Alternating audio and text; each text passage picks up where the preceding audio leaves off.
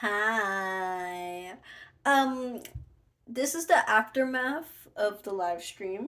A lot of random papers that about the no catalogs that I just don't know how to organize back into there.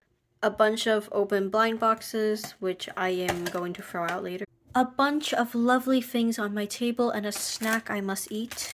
And a girl who is ready to go to bed and sleep and dream and go into the next day already. I have to admit though, this snack is good.